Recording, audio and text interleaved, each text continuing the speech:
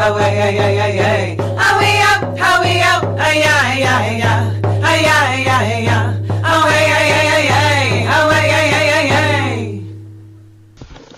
Oh, my name is Wichak Pikasapa of the Kuichasha Oshpai. I come from the Pejiwikan Tioshpai. I'm one of their headsmen, or one of the Nachas or Itanchas.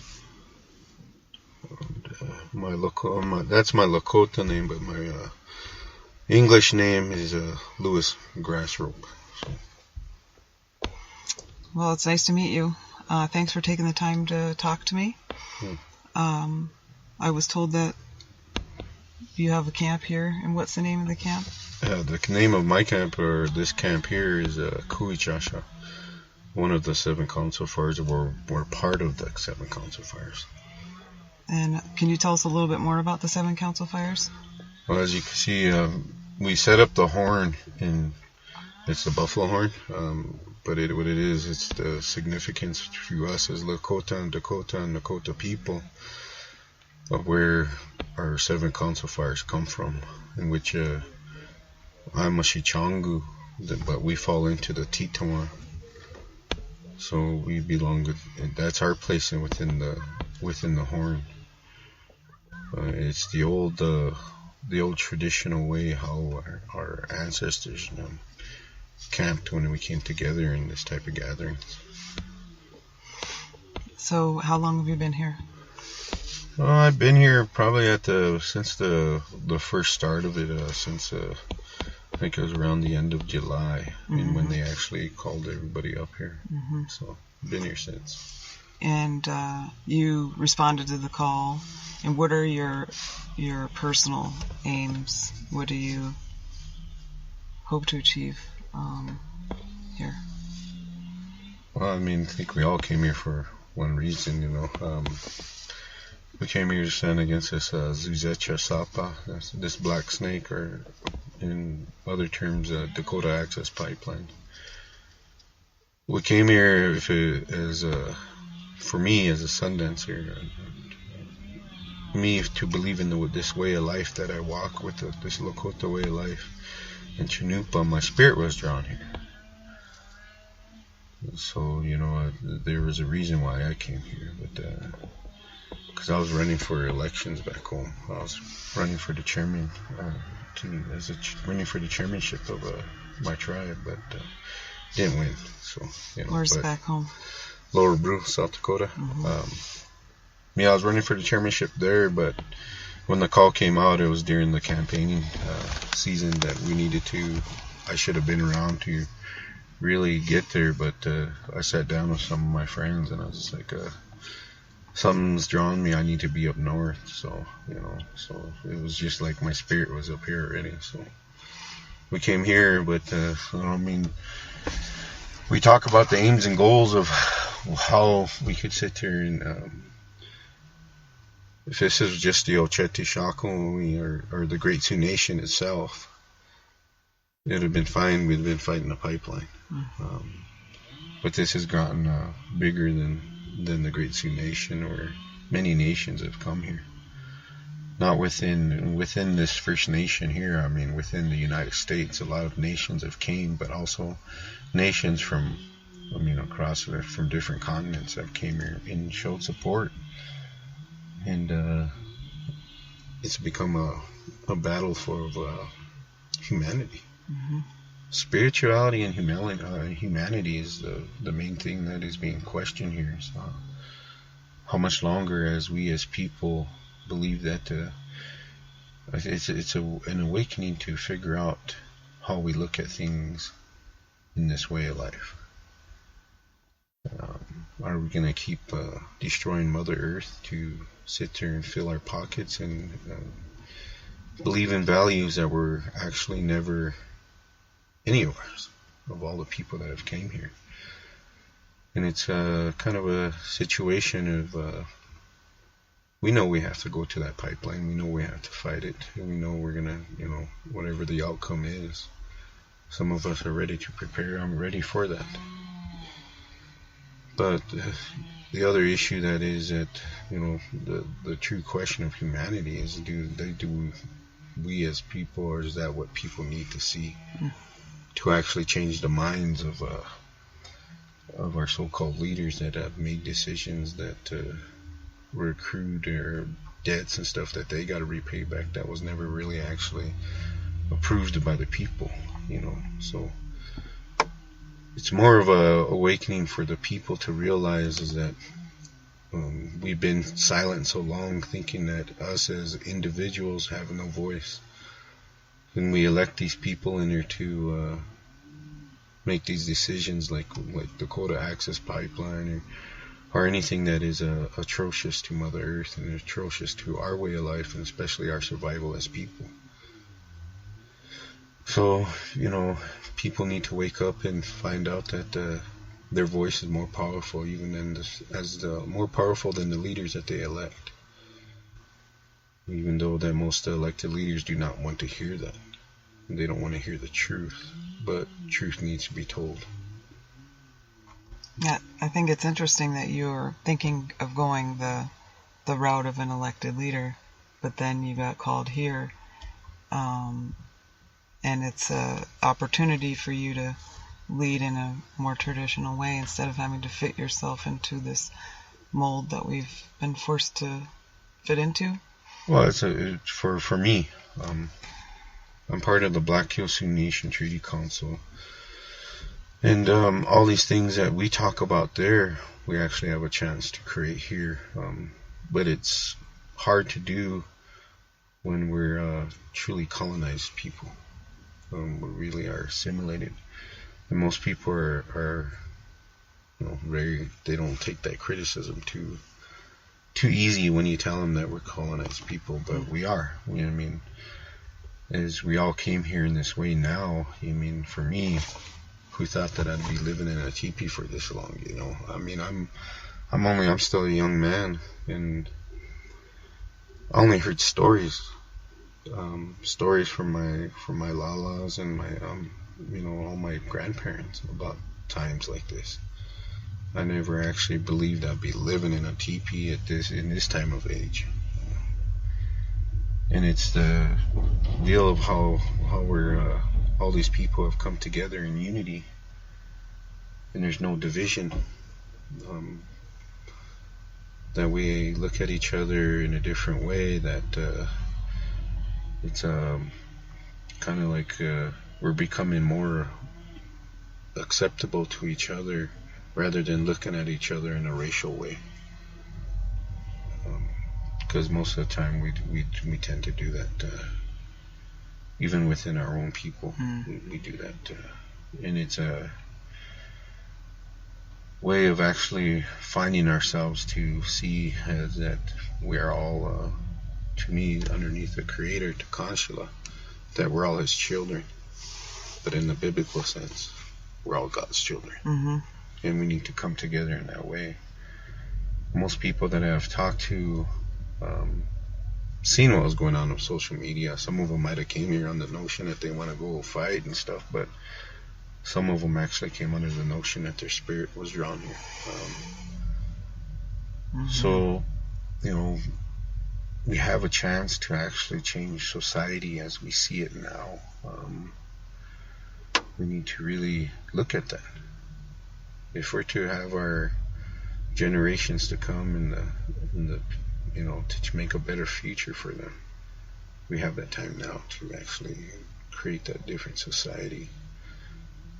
And I think with the many ethnicities here, the many different races, that we have come to see each other not as enemies anymore, or different as different people. We actually see each other more as brothers and sisters and relatives. And that's the goal that I see that needs to happen, because our actual value system has been changed to greed and selfishness, and we became materialistic people. We thrive and go to work and slave labor for the rest of our lives to get a better truck, better than somebody, or something better than the next person. And yet we never really take a look at the society as it is. You could take a homeless man that's maybe on the street, but he has more better values than a person that has all the money. And that's the humanity of how we need to really look at things. And, I mean, that's the truth of it, actually. And if you never sat with the broken and actually sat with them, then don't try to put yourself in a higher position to believe that you're higher than anybody. We all come from an egalitarian society. We're all equal. There's no one that's better or more knowledgeable. And this is a time where, and it shows it's here, is that we could come together as collective minds to actually create a better society and actually overcome the many corporations and this corporate world that we live in today. So, I mean, those are the things that I would like to see. But as you can see from being here firsthand with yourself, that you see that the pipeline is actually building a wall, you know, and fortifying themselves so that no one can get to the pipeline. So we as people that know that we have to go forward. We're willing to go that far, and it's not for the benefit of glorification or recognition. We do it because, for me, I have children. I'd rather see them have a different lifestyle and live in a better society than what I grew up in. So those are the things that I look at as me being I'm just a common man, nothing more. You know, I may be a headsman or a leader within the camp, but I'm not. All I am is I'm equal to the same people that I take care of, and I'm equal to everyone here. You know, all I am is a representative, that's it. So I don't consider myself any higher than anybody, because those are my teachings, you know. That's the way I was taught to be. So I don't see myself higher than anybody or anything. So. How do you see the commitment to nonviolence as part of this movement? I see the commitment to nonviolence is very strong here, and it's very passionate and very romantic. You know, I mean, if you look at it in those type of lines, we are very passionate about, and strong, passionate people about what we believe in. So we are prayerful people, but we can also sit by and stand there and watch them dig and drill into the ground, as we've seen it already through the past few months, that how it can turn into chaos. But that's not, to me, it's not chaos. What that is a love for their mother, and that's Mother Earth, and love for their land and love for their way of life. That's the way I look at things, and other people portray it as us guys being not peaceful people, and that's where it comes into the racism of things, because we are portrayed as minorities, that we are very angry and hostile people. But as you could see through this camp, we're all suffering from traumatic history, no matter what race you are. We all come here, we're suffering from whatever traumatic history that we are part of, and we're healing. And that's what this is about too, is healing and coming together in this way and accepting each other as that way. But we also, I mean, like I said, we all know that we're going to have to go sooner or later to that line and go forward.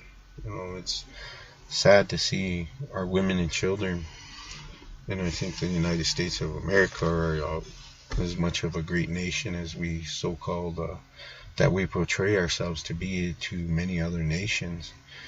The people within it need to really look at each other and realize, do we really have to keep putting, you know, as you can see, there's a lot of warriors here, but it's mostly been women and children that have been going up on that line.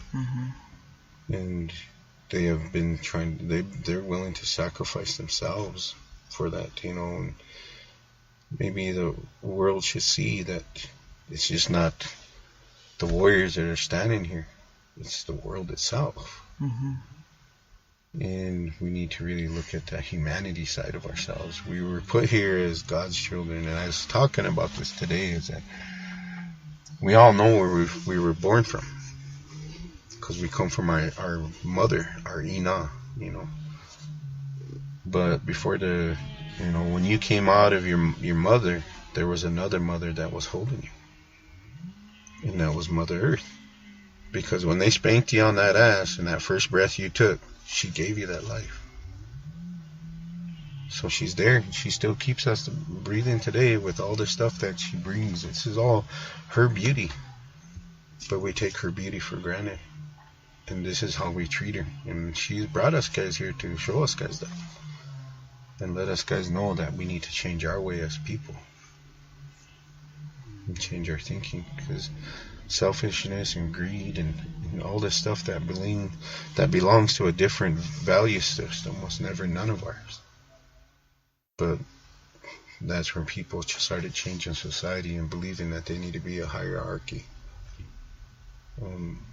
So that's the thing. Those are the things I look at. You know. So. That false hierarchy keeps a lot of people in this overarching culture from being able to really give their true gifts and to the whole, to the community. But I see here that people are moving into roles that maybe they never would have had before they came here, because that's what their true gifts are. Well, that's what it's really happening here. Is when we first came here, this camp was kind of disorganized. Dapple knew it. Mm-hmm. The world kind of knew it, but as time grew, and this kinship that we talk about, this deal of becoming relatives, we all started falling into roles. And now the camp has structured itself to how it is now. You know, and you're right. And I said this in front of the Oceti Sakowin themselves, that I never thought to see myself standing. I only heard stories, but I never saw myself standing in front of them, or standing in their stead of, because we have our own nachas, our own people at home that should be here speaking on our behalf, not young people like me. You know. But we got put into roles that we have to fulfill, and it's hard. It's hard for all of us. Some of us are all just young men that we came here to fight a pipeline. You know, we came here to save water. We came here to protect everything, and that's why we came here. But as this place started structuring itself, and then we started finding who those roles really actually belong to, and that's how we come together now. And that's a good feeling, because in my camp, I came here, started, it was only 5 of us, and my camp has grown large, and it comes down to how you treat people and the generosity. And for me, Lakota way of life and believing that is the 7 natural laws. So generosity is one of them, and being respectful and showing honor and every compassion for the people. Those are the things that people tend to forget. You go back, because this world here is actually, it's a free world, and we're coming together with all those, but when you go back to your real world, or back to where we live, you don't see this type of companionship or this kinship. We forgot all about that, and that's what's probably happening here, is that whoever all comes here, when they leave from here, after this pipeline is done, after this pipeline is beat, because in my heart, I know that we will overcome it. But, only time will tell. But when we do leave from here, the hope is that whatever teachings were here would go back to their own communities and change the way society is. I mean, that's what this is about, to me, in my heart, in my opinion. So.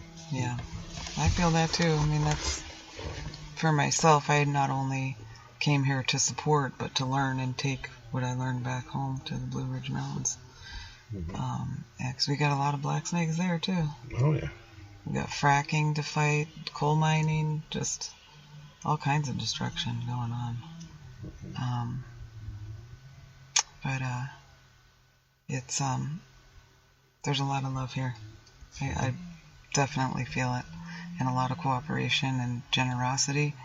Me and Chuck were walking around up here, and it's like, oh look, here's like almost a grocery store, just fresh vegetables out there. Like, I was like, oh my goodness, look, there's leeks, and we just, took a bunch of butternut squash, and I was like, this is anarchy, the way it should be.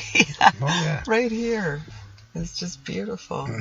And people, I mean, like I said, people think of everybody here as being activists, but we're not. We're actually caretakers of the land. Mm-hmm. And we actually know that.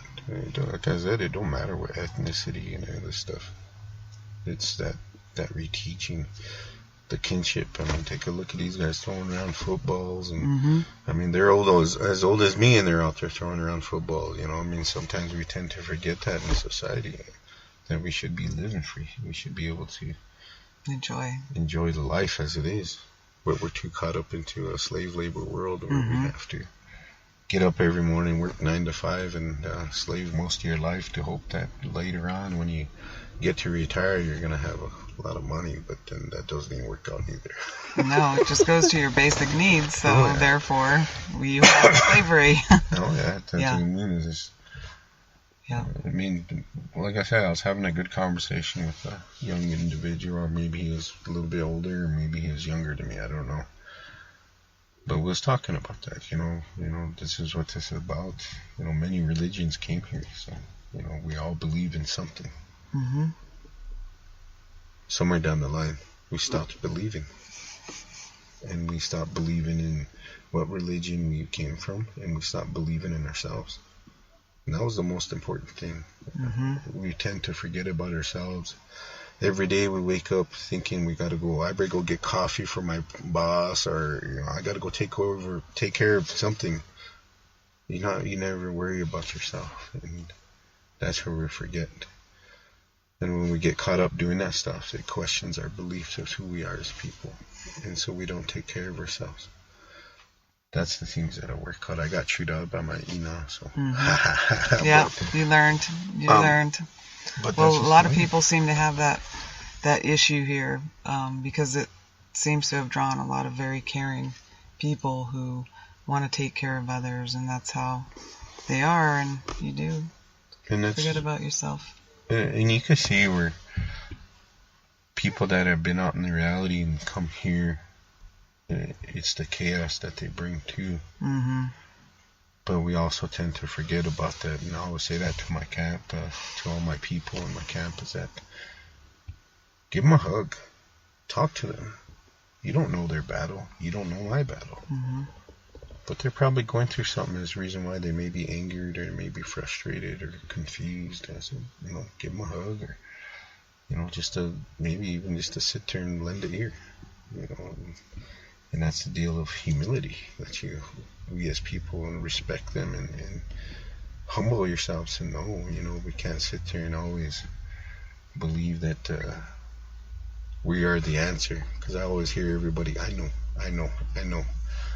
Well, God, you don't know. I mean, none of us know.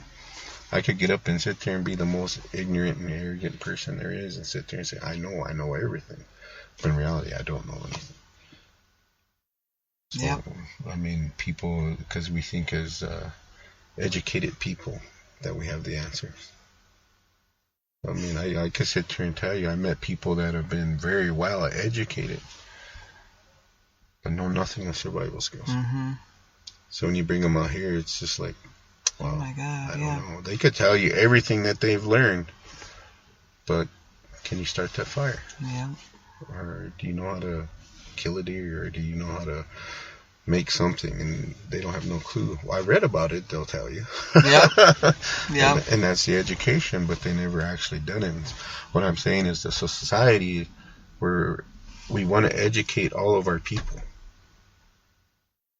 So we're very all about the education, but we became lazy into actually doing that education, what we learned. Yes, I've been teaching myself to be a gatherer again, to gather food and medicine from the land. That's, for me, one of the most important things that I can teach myself again. And oddly enough, I've used the internet to do that. But I found some good resources, and so now I eat weeds. I mean, yeah. That's who we were as people. I mean, it's refining who you actually are. Because I hear a lot of people come here, indigenous. So when people hear indigenous, the first thing they think of is all native people. No, indigenous means you came from somewhere. You came from some ancestral land. I came from some ancestral land. That's what indigenous means. You're indigenous to that land. But that means that you are actual caretaker of that land. So no matter how you look at things, your ancestral way is still carried on within you and through your genetic memory and everything. Because being here has been I felt like I've been here before. So those are things that I look at because I feel at home here. I did go home once, but I know I had to rush back here. So I felt more at home here than anything. So. It's an amazing place. It really is. Oh, yeah. Yeah. I love what I see. And I appreciate you taking the time to talk to me and tell me why you're here. I really want people to understand why people are here. There is a little bit of a disconnect between what is portrayed as going on here is what's really going on. I don't think enough is out there about camp life. It's all the actions and stuff, which I understand, from a media point of view. But I wanted to be able to capture the cooperative spirit here that's going on. Yeah. So, thanks. You're welcome. So much.